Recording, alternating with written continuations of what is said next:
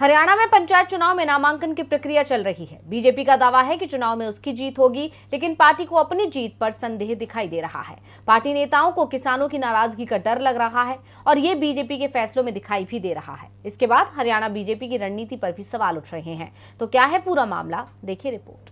हरियाणा में 2 चरणों में पंचायत चुनाव कराए जा रहे हैं। जिला परिषद पंचायत समिति सदस्य के साथ साथ पंच सरपंच के भी चुनाव हो रहे हैं।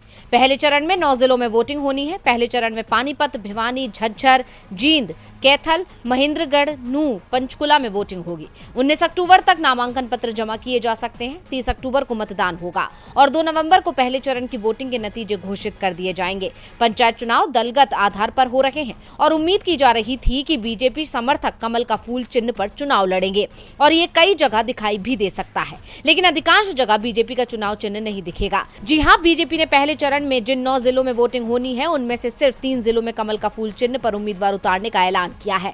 बाकी के 6 जिलों में पार्टी किसी भी उम्मीदवार को अपने चुनाव निशान आवंटित नहीं करेगी। बीजेपी नेता निर्दलीय उम्मीदवार की तरह चुनाव लड़ेंगे। दावा किया जा रहा है कि जिन जिलों में किसान आंदोलन का प्रभाव ज्यादा रहा है, वहां बीजेपी के चिन्ह पर चुनाव लड़ने को पार्टी नेता तैयार ही नहीं हो रहे हैं। पार्टी नेताओं को डर लग रहा है कि अगर कमल चिन्ह पर चुनाव लड़े तो किसानों की नाराजगी का सामना करना पड़ सकता है। वैसे भी पंचायत चुनाव स्थानीय मुद्दों पर लड़ा जाता है। ऐसे में पार्टी का निशान उम्मीदवारों के लिए मुसीबत बन सकता है।